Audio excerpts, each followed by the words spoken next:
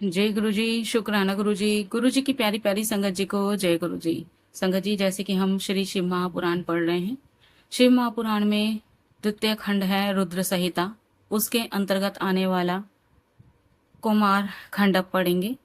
और जैसे कि हम सभी जानते हैं, भगवान शिव और माता पार्वती का जब विवाह संपन्न हुआ, उसके बाद जो लीलाएं हुई, उनके पुत्र के माध्यम से कार्तिकेय जी का जन्म हुआ, उनके माध्यम से जो जो उन्होंने लीलाएं की, उन्हीं का वर्णन अब करेंगे। ओम नमः शिवाय। शिव जी सदा सहाय। ओम नमः शिवाय। गुरु जी सदा सहाय। जय गुरु जी। शुक्राना गुरु जी। हर हर महादेव। चतुर्थ कुमार खंड प्रारंभ। पहला अध्याय, शिव विवाह। नारद जी बोले, हे ब्रह्मन, अब आप मुझे यह सुनाइए कि लोक का कल्याण करने वाले शंकर जी ने पार्वती जी के साथ विवाह कर कैलाश पर्वत पर जाकर क्या किया, उनको पुत्र कैसे हुआ तथा तारकासुर का वध कैसे हुआ। कृपया कर मुझसे वह सब चरित्र कहिए। सूत जी कहते हैं, जब नारद जी ने ऐसा पूछा, तब ब्रह्मा जी चित्त में प्रसन्न हो शिवजी जी का स्मरण करते हुए बोले, हे नारद, अब मैं तुम्हें स्वामी कार्तिकेय का जन्म और तारकासुर वध की कथा, संयुक्त शंकर भगवान का चरित्र सुनाता हूँ। ध्यान से सुनो। इस पापनाशक कथा के सुनने से निश्चित ही मनुष्य सब पापों से मुक्त हो जाता है। जब पार्वती जी के साथ विवाह कर शिवजी जी कैलाश पर आए, तो वहां उनकी अत्यंत शोभा हुई और उन्होंने देवताओं का कार्य पूर्ण करने का विचार किया। भगवान शंकर के गणों ने प्रसन्न होकर अनेकों उत्सव मनाए और देवता प्रसन्न होकर अपने लोक को चले गए। पश्चात महादेव शंकर कल्याण स्वरूपा श्री पार्वती को लेकर एक अत्यंत मनोहर दिव्य निर्जन स्थान में चले गए और वहां रतिवर्धक शैया बनाकर देवताओं के सहस्त्रों वर्षों तक पार्वती के साथ विहार करते रहे। उन्हें रात दिन की कुछ सूचना न रही। लोक धर्म के प्रवर्तक भगवान शंकर ने एक क्षण के समान ही उस बहुत को व्यतीत कर दिया। यह देख समस्त इंद्रादिक देवताओं ने सुमेरु पर्वत पर एक गोष्ठी की और यह विचार किया कि योगीश्वर शंकर ने अब तक कोई पुत्र उत्पन्न नहीं किया, अब ये किस लिए विलंब कर रहे हैं। तब तुम मुझ ब्रह्मा को अग्रणी बनाकर सब देवता विष्णु जी के पास गए, अपना अभिष्ट कहा और यह भी निवेदन किया कि हजारों वर्षों से भगवान रस क्रीड़ा में रत है और उससे विरत नहीं होते हैं। तब विष्णु जी ने मुझसे कहा कि इसकी कुछ भी चिंता ना कीजिए, सर्वथा कल्याण होगा। आइए हम सब भगवान शंकर की शरण में चलें, क्योंकि जो मनुष्य प्रसन्नता पूर्वक भगवान शंकर की शरण में चले जाते हैं, उनको कहीं भी भय नहीं रहता। शिव जी का संभोग कौन भंग कर सकता है। हजार वर्ष पूर्व होते ही वे स्वयं अपनी इच्छा से ही विरत हो जाएंगे। जो मनुष्य किसी स्त्री पुरुष का वियोग कराता है, उसे जन्म जन्म में स्त्री पुरुषों का वियोग सहना पड़ता है। मुनिंद्र दुर्वासा ने इंद्र का रंभा से वियोग ही तो कराया था, जिससे के कारण उन्हें अपनी स्त्री का वियोग सहना पड़ा। बृहस्पति जी ने कामदेव का घृताची से वियोग कराया था, इसलिए 6 महीने के भीतर ही चंद्रमा ने उनकी स्त्री का हरण कर लिया था। महर्षि गौतम ने रति के समय चंद्रमा से मोहिनी का वियोग कराया था, जिससे उन्हें भी स्त्री का वियोग हुआ। राजा हरिश्चंद्र ने निर्जन वन में किसी हलवाहे किसान की, किसी शूद्र की स्त्री से वियोग कराया था, जिससे विश्वामित्र की फटकार पर उन्हें स्त्री पुत्र से हाथ धोना पड़ा और राज्य से भी वे भ्रष्ट हो गए। फिर शिव जी की आराधना से पाप मुक्त हुए। एक नहीं, ऐसे कई उदाहरण हैं। अतएव इसका यही उपाय है कि 1000 वर्ष बीतने पर तुम लोग शिवजी जी के पास जाकर वहां ऐसा कोई उपाय करो जिससे उनका वीर्य पृथ्वी पर आ पड़े। उसी वीर्य से उनके स्कंद नामक पुत्र का जन्म होगा। परंतु इस समय तुम सभी देवता अपने स्थान पर चले जाओ और शिवजी जी को पार्वती जी के साथ विहार करने दो। कमलाकांत विष्णु जी सब देवताओं से ऐसा कहकर अपने अंतरपुर में चले गए। देवता भी अपने धाम को गए। फिर तो उस शक्ति और शक्तिमान के विहार से भाराकांत हो पृथ्वी कांप उठी। तीनों लोकों में भय व्याप्त हो गया। तब मुझे साथ ले तब सब देवता विष्णु जी के पास फिर पहुंची और स्थावर जंगम की व्याकुलता निवेदन की। विष्णु जी ने कहा, अच्छा आओ सब देवता मेरे साथ शिवजी जी के पास चलो। हम लोग कैलाश पर्वत पर पहुंचे, परंतु शिवजी जी तो वहां थे नहीं, केवल उनके गण वहां विद्यमान थे। विष्णु जी ने विनम्रता पूर्वक उन गणों से शिवजी जी का पता पूछा।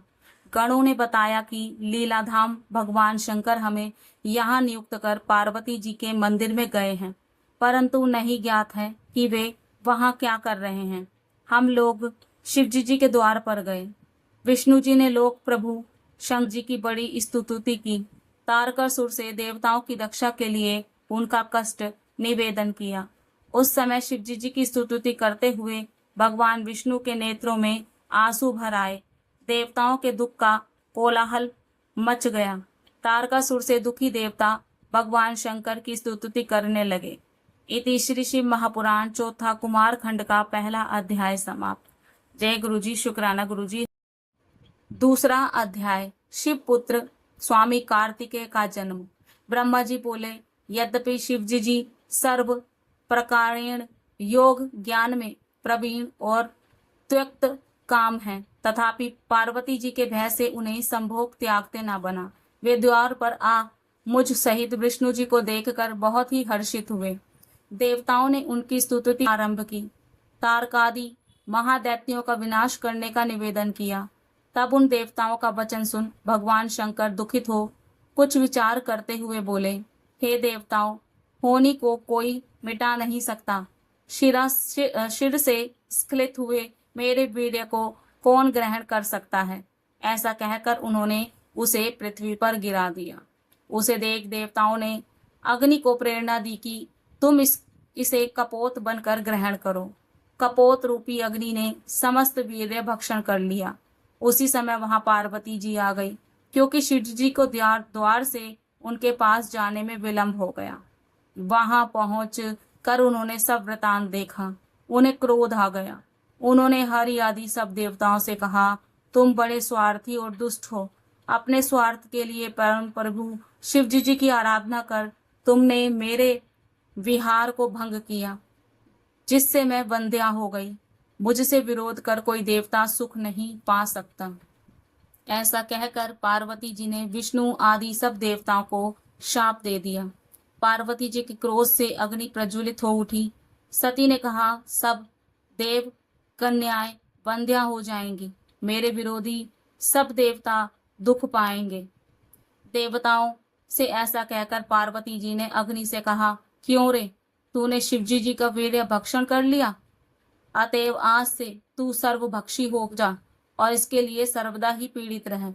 तूने शिवजी जी के तत्व को ना जाना और सर्वदा देवताओं का ही कार्य साधक रहे। अग्नि को इस प्रकार शाप दे पार्वती जी महारुष्ट होकर अपने स्थान को चली गई। जब शिवजी जी गए तब उनसे सब वृतांत कहा। पश्चात पार्वती जी ने गणेश जी को उत्पन्न किया। इधर जो समस्त देवता अग्नि में होम द्वारा अनादि भक्षण करते रहे, इससे उनके पेट में गर्भ रह गया, जिससे विष्णु आदि सभी देवताओं को बड़ी पीड़ा हुई। शिवजी जी की इच्छा से उन सबकी बुद्धि भी नष्ट होने लगी। गर्भ की गर्मी से सभी संतप्त हो गए। सबने शिवजी जी की शरण ली। शिवजी जी के मंदिर पर जाकर हाथ जोड़ बड़ी स्तुति की। गर्भाधान से युक्त अपना कष्ट कहा, उसके निवारण की प्रार्थना की। तब देवताओं की स्तुति को सुनकर भगवान शिव शीघ्र ही द्वार पर आए, जहां देवता खड़े थे। शिवजी जी को देख देवताओं ने कहा, हे शंभो, शिव महेश्वर, हम इस वीर्य से जलते हैं, हमारी रक्षा कीजिए। हम आपकी शरण हैं। आपके बिना देवताओं का कष्ट कोई दूर नहीं कर सकता। तब उनके इन दीन वचनों को सुनकर भक्त वत्सल शंकर ने हंसकर कहा, हे विष्णु, हे ब्रह्मा, हे देवताओं, मैं जो कुछ कहता हूँ उसे सुनो। अब तुम लोग शीघ्र ही वमन द्वारा मेरे वीर्य को बाहर निकाल दो, इससे तुम्हें सुख प्राप्त होगा। फिर तो शिवजी जी की आज्ञा से सबने उस वीर्य को वमन द्वारा बाहर निकाल दिया। वह सुवर्ण के समान चमकता हुआ पर्वताकार हो आकाश को स्पर्श करने लगा। विष्णु आदि देवताओं का दुख दूर हो गया। सबने भक्त वत्सल भगवान शंकर की स्तुति की, परंतु अग्नि फिर भी सुखी नहीं हुआ। उसका हृदय जलता ही रहा। तब उसने भी देवादिदेव शंकर की बड़ी स्तुति की और कहा कि मैं बड़ा मूर्ख हूँ, मेरा अपराध क्षमा कर मेरे ताप को हरण करिए। आप दीन वत्सल, कल्याणकारी और परमेश्वर हैं। यह सुन शिवजी जी प्रसन्न हो उन्होंने अग्नि से कहा, तुमने मेरा वीर्य भक्षण कर अच्छा नहीं किया। तुम्हारा पाप अधिक था, इससे तुम्हारा संताप नहीं हुआ, परंतु अब मैं प्रसन्न हूँ, तुम्हारा सब दुख छूट जाएगा। तुम मेरे वीर्य को किसी स्त्री की योनि में स्थित कर दो, इससे तुम्हारा शरीर नहीं जलेगा। अग्नि ने कहा, महाराज आपका तेज बड़ा कठिन है, तीनों लोकों में इसे धारण करने की शक्ति किसी में नहीं है। उसी समय हे नारद, तुम भी वहां आ गए। तब तुमने अग्नि के उपकारार्थ यह कहा कि हे अग्नि, शिवजी जी जैसा कहते हैं वैसा ही करके तुम सुखी हो जाओ। शिवजी जी की इच्छा से मैं तुम्हें इसका एक सहज उपाय बतलाता हूँ। माघ महीने में जो स्त्री प्रयाग में स्नान करने आवे, उसकी देह में तुम इसे महत्व वीर्य को स्थापित कर देना। ब्रह्मा जी कहते हैं इसी समय वहां सप्त ऋषियों की स्त्रियां भी आ गई।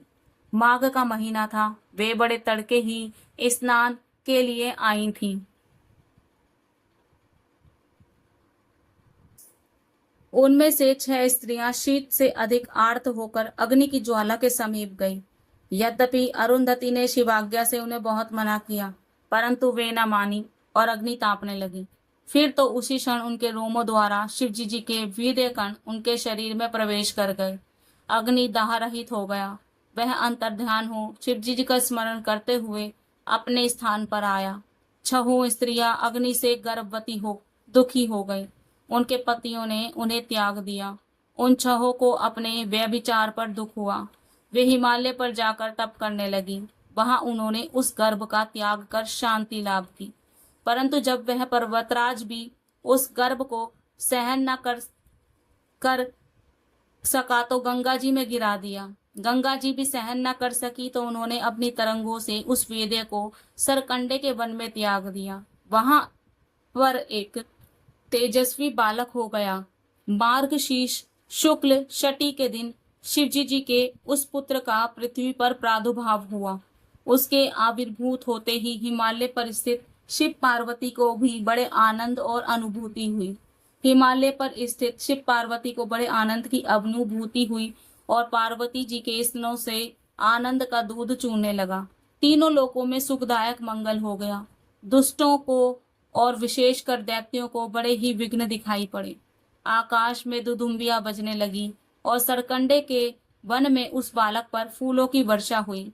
विष्णु आदि सभी देवता आनंदित हो गए। इति श्री शिव महापुराण चतुर्थ कुमार खंड का दूसरा अध्याय समाप्त। जय गुरु जी, शुक्राना गुरु जी, हर हर महादेव। तीसरा अध्याय, स्वामी कार्तिकेय का चरित्र। नारद जी बोले, हे प्रजानाथ, हे सृष्टि के कर्ता, इसके पश्चात क्या हुआ वह मुझसे कृपा कर कहिए। ब्रह्मा जी बोले, हे तात, फिर तो उसी समय विधि प्रेरित विश्वामित्र का वहां आगमन हुआ जहां वह बालक उत्पन्न हुआ था। उसे देखकर ऋषि प्रसन्न हो नमस्कार करने लगे तथा उसके प्रताप को जानकर उन्होंने उसकी बड़ी स्तुति की। तब उस अत्यंत उत्सवदायक बालक ने विश्वामित्र जी से कहा, हे महाज्ञानी, तुम शिवजी जी की इच्छा से ही सहसा यहाँ आ गए हो, अतः तुम सविधि मेरा संस्कार करो। अब आप सभी के पूज्य हो जाएंगे। तब विस्मित होकर विश्वामित्र जी ने उस बालक से कहा कि हे तात, मैं ब्राह्मण नहीं किंतु गाधी क्षत्रिय का पुत्र हूँ। मैं ब्राह्मणों का सेवक हूँ और लोग मुझे विश्वामित्र कहते हैं, परंतु तुम कौन हो यह तो कहो। इस पर वह उत्सवकारी बालक कहने लगा, हे विश्वामित्र, अब तुम मेरे वरदान से ब्रह्मर्षि हो गए। निसंदेह अब वशिष्ठ आदि ब्रह्मर्षि तुम्हारे प्रशंसक होंगे। मैं आज्ञा देता हूँ कि तुम मेरा संस्कार करो और यह गुप्त रहस्य किसी से प्रकट न करना। फिर तो विश्वामित्र जी ने उस बालक का जात संस्कार किया और उस बालक ने भी प्रसन्न होकर उन्हें सच्चा ज्ञान प्रदान किया। हे तात, यह तो मैंने तुमसे उस बालक की एक लीला कही, अब उसकी दूसरी लीला भी सुनो। उसी समय जो श्वेत नामक एक दूसरे महर्षि ने उस दिव्य और परम बालक को आकर देखा तो उसका आलिंगन और चुंबन कर उन्होंने उसे शक्ति और शस्त्र अर्पण किया। उस शक्ति को लेकर वह क्रोच पर्वत पर चढ़ गया और उसके शिखर ढहाने लगा। यह देखकर उसे 10 वीर राक्षस मारने आए, परंतु कुमार ने सबको अपने प्रहार से नष्ट कर दिया। त्रैलोक्य कांप उठा। यह देख देवताओं सहित शंकर जी वहां आए और इंद्र से उसके दक्षिण पार्श्व में वज्र का प्रहार कर दिया, जिससे शाक नामक एक महाबली दूसरा पुरुष उत्पन्न हो गया। इंद्र ने फिर उसके स्वामी कार्तिकेय के वाम पक्ष में प्रहार किया, इससे विशाख नामक दूसरा पुरुष पैदा हो गया। फिर इंद्र ने उसके हृदय में मारा तो नैगम नामक एक महाबली पुरुष प्रकट हो गया। ये सब चारों स्कंद हुए जो बड़े ही वीर थे। अब ये चारों महाबली इंद्र को मारने दौड़े। इंद्र भयभीत हो उनकी शरण में आए। वह बालक स्वर्ग पहुंचा। वहां एक सरोवर में स्नान करती हुई कृतिका नामक 6 स्त्रियां उसे पकड़ने दौड़ी। उनमें भारी विवाद हुआ। कुमार ने 6 मुख कर एक एक मुख से सबका स्तनपान किया। वे प्रसन्न हो कुमार को अपने लोक में ले गए। बड़े प्रेम से अपना दूध पिलाकर पालन किया। त्रैलोक्य में दुर्लभ वस्त्रों को पहनाया, उत्तम आभूषण दिए, स्वादिष्ट भोजन कराए। तब कृतिका के उस बालक ने एक दिन स्वर्ग में जाकर बड़ा ही सुंदर चरित्र किया। देवताओं को अपनी महिमा दिखाई। विष्णु आदि चकित होकर उसका परिचय पूछने लगे, परंतु वह गुप्त हो गया। इति श्री शिव महापुराण चतुर्थ कुमार खंड का 3रा अध्याय समाप्त। जय गुरु जी, शुक्राना गुरु जी, हर हर महादेव। 4था अध्याय, कार्तिकेय कुमार की खोज और नंदी संवाद। नारद जी के पूछने पर ब्रह्मा जी कहने लगे, इस प्रकार तब बहुत समय व्यतीत हो गया और पार्वती जी को उस बालक का कुछ पता न लगा। तब उन्होंने एक दिन अपने स्वामी शंभु से पूछा कि हे देवदेव महादेव, हे ईश्वर, आप मेरे पूर्व पुण्य से ही मुझे प्राप्त हुए हैं। कृपया कर मुझे यह बताइए कि आपका वह वीर्य कहाँ गया जो पृथ्वी पर गिरा था और जिसे देवताओं ने छिपा लिया था। क्या आपका वह वीर्य जो मुझ में न गिरकर पृथ्वी पर गिरा वह कहीं नष्ट हो गया था या उससे कोई बालक प्रकट हो गया? पार्वती जी के वचन सुनकर जगदीश्वर ने देवताओं और मुनियों को बुलाकर पूछा कि हे देवताओं, मेरा अमोघ वीर्य कहाँ है? उसको किसने छिपाया है? शीघ्र ही बतलाओ, नहीं तो दंडित होगे। ईश्वर के यह वचन सुनकर सब सभा के लोग कंपित हो गए। क्रम से एक दूसरे को देखकर प्रभु के आगे उसकी खोज संबंधी एक एक बात कहने लगे। तब जैसे जैसे वह वीर्य जहाँ जहाँ गया और जैसे वह कृतिकाओं द्वारा पालित हुआ, उसका पता पाकर शिव जी बहुत प्रसन्न हुए और उन्होंने ब्राह्मणों को बहुत सी दक्षिणा दी। पार्वती जी भी पुत्र का समाचार सुनकर बहुत प्रसन्न हुई और ब्राह्मणों को कोटि कोटि रत्न और बहुत सी दक्षिणाएं दी। लक्ष्मी, सरस्वती, मैना और सावित्री आदि सब स्त्रियों तथा विष्णु आदि देवताओं ने बहुत सा धन दिया। फिर प्रभु ने अपने गणों को आज्ञा दी कि कृतिकाओं को यहाँ जाकर मेरे पुत्र को ले आओ। शिवजी जी के एक से एक बलिगण, लाखों क्षेत्रपाल और 3 लाख भूत, रुद्र और भैरव स्वर्ग में उड़कर कृतिकाओं का घर घेर लिए। कृतिकाएं भय से व्याकुल हो गईं। तब उन्होंने ब्रह्म तेज से प्रकाशमान कार्तिकेय से कहा, हे वत्स, क्या तुम नहीं देखते हो कि असख्य सैन तुम्हारे घर को घेर लिया है? अब क्या करें, कहाँ जाएं? बड़ा भारी भय उपस्थित हो गया है। इस पर कार्तिकेय ने कहा, हे कल्याणियों, मेरे रहते हुए आप लोग कुछ भी भय न करो। मैं बालक होकर भी दुर्निर्वार हूँ। ऐसा कौन है जो मेरे वेग का निवारण कर सके? उसी समय शिवजी जी के सेनापति नंदीश्वर कार्तिकेय के समक्ष जाकर खड़े हो यह कहने लगे कि हे भाई तथा माताओं, मुझे जगत संहर्ता शिवजी जी ने यहाँ भेजा है। इस समय कैलाश में ब्रह्मा, विष्णु और रुद्र आदि संपूर्ण देवता विद्यमान हैं। और महामंगल हो रहा है। हे तात, शिवजी जी ने तुम्हें खोजने के लिए मुझे भेजा है। अब तुम मेरे साथ पृथ्वी पर चलो। वहां देवताओं सहित शिवजी जी तुम्हारा अभिषेक करेंगे। तारक असुर को मारने के लिए तुमको सभी प्रकार के अस्त्र प्रदान करेंगे। तुम विश्व संहर्ता के पुत्र हो।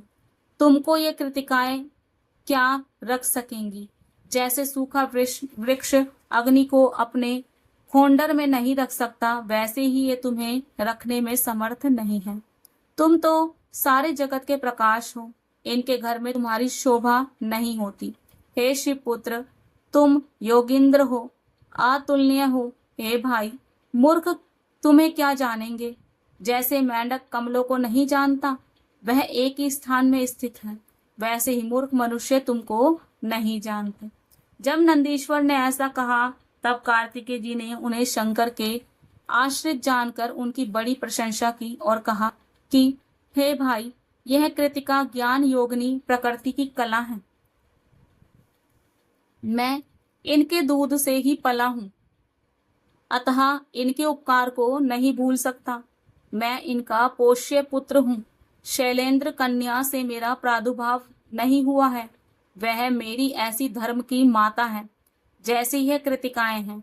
यदि शिवजी जी ने अपना पुत्र मानकर तुमको भेजा है, तो मैं तुम्हारे साथ चलकर देव समूह का दर्शन करूंगा।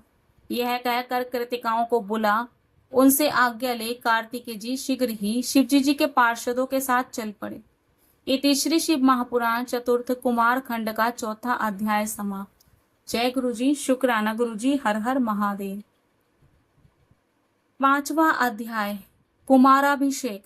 ब्रह्मा जी बोले, उसी समय एक बड़ा ही सुंदर रथ दिखाई दिया, जिसमें 100 पहिए लगे थे और जो विश्वकर्मा का बनाया हुआ था तथा जो बड़ा ही मनोहर और वेगवान था। पार्वती जी ने उसे भेजा था और पार्षद उसे चारों तरफ से घेरे हुए थे। वह रथ वहीं आकर उतर पड़ा और दुखी हृदय कार्तिकेय जी उस रथ पर जा चढ़े। चाहो कृतिकाएं व्याकुल हो, बाल खोले वहां आ खड़ी हुई। उन्होंने कहा, तुम हमारे पुत्र हो, हमने तुम्हें बड़ा प्रेम किया है, अब हम क्या करें और कहाँ जाएं? इस प्रकार कहती हुई वे कृतिकाएं को हृदय से लगा पुत्र वियोग से शीघ्र ही वहां मूर्छित हो गई। कुमार उन्हें आध्यात्म ज्ञान दे सुखदायक एवं मांगलिक समय देख कर पार्षदों के साथ चले। विमान पर बैठे कृतिकाओं को नंदीश्वर के साथ कैलाश में अक्षय मुलंगने ग्रोंथ वृक्ष के पास आए। देवताओं ने उनके अनेक आगमन का समाचार शिवजी जी को दिया। विष्णु आदि देवताओं और महर्षियों को साथ ले शिवजी जी गंगा से उत्पन्न कुमार को देखने आए। उस समय शंख और भैरी आदि बाजे बज रहे थे। देवता परमोत्सव कर रहे थे। वीरभद्र आदि गण अनेक ताल और लय से शिवजी जी की स्तुति कर रहे थे। सभी प्रसन्न हो जय और नमः शब्द कर रहे थे। सरकंडों में उत्पन्न हुए शिवजी जी के पुत्र को सभी देखने चले आए। पार्वती जी ने तो और भी बड़ा उत्सव किया, मंगल मनाया। पति पुत्र वाली लक्ष्मी आदि 30 सुहागन स्त्रियों को आगे कर वे कुमार को देखने आई। रंभादिक अप्सराओं ने नृत्य और गान किया। उन्होंने देखा कि कुमार त्रैलोक्य तेजस्वी है। वह प्रभा से दीप्तिमान कुमार और को महादेव जी गोदी में बिठाकर शोभित हुए। आज वे पुत्र वालों में सर्वश्रेष्ठ हो गए। फिर कुमार अपने गणों के साथ शिव मंदिर आए। शिवजी जी की आज्ञा से देवताओं ने महोत्सव मनाया। शिवा और शिव की अद्भुत शोभा हुई। देवता और श्रेष्ठ ऋषि उनकी स्तुति करने लगे। कुमार प्रेम पूर्वक शिवजी जी की गोद में बैठकर खेलने लगे। उस समय वे शिवजी जी के कंठ में लिपटे हुए वासुकी नाग को पकड़कर अपने हाथों से ताड़ित करने लगे। कुमार की यह बात देख लीलाधाम कृपालु शंकर जी ने हंसकर उनकी वह क्रीड़ा पार्वती जी को दिखाया, परंतु उन सर्वव्यापक भगवान ने मंद मंद मुस्कुराते हुए और कुछ नहीं कहा तथा परम आनंद माना। फिर जगन्नाथ शंकर ने कुमार कार्तिकेय को रत्न जड़ित रमणीय सिंहासन पर सब तीर्थों से आए हुए जलों से वेद मंत्रों से पवित्र करके 100 रत्न के कलशों से उन्हें स्नान कराया तथा बड़ी प्रसन्नता प्राप्त की। फिर विष्णु जी ने रत्नसार निर्मित किरीट, मुकुट, बाजूबंद, वैजंती माला और अपना चक्र प्रदान किया। शिवजी जी ने भी कुमार को शूल, पिनाक, फरसा, शक्ति, पाशु, पत्राश, बाण, संहारास्त्र और परम विद्या इतनी वस्तुएं दी। फिर मुझ ब्रह्मा ने यज्ञोपवीत वेद, वेद माता, गायत्री, कमंडलू, ब्रह्मास्त्र तथा शत्रु को मर्दन करने वाली विद्या दी। इंद्र ने अपना ऐरावत और वज्र तथा वरुण ने श्वेत छत्र और रत्नमाला प्रदान की। सूर्य ने मन के समान गमन करने वाला शीघ्रगामी एक रथ और कवच तथा यमराज ने दंड और समुद्र ने अमृत कलश लाकर दिया। कुबेर ने अपनी गदा दी और शंकर जी ने अपना शूल दिया। इसी प्रकार सब देवताओं ने उन्हें नाना प्रकार के शस्त्र और उपाय दिए। पार्वती जी ने चिरंजीवी रहने का आशीर्वाद दिया। लक्ष्मी ने दिव्य संपदा और एक मनोहर हार दिया। सावित्री ने सभी सिद्धियां तथा और जो भी देवियां वहां आई हुई थी उन सभी ने बालक के पालना के लिए यथाशक्य पदार्थ दिए। उनके भी अलग महोत्सव हुए। शिव पार्वती अत्यंत ही प्रसन्न थे, यहाँ तक कि रुद्र जी इच्छानुसार सबको वर देने पर तत्पर हो गए।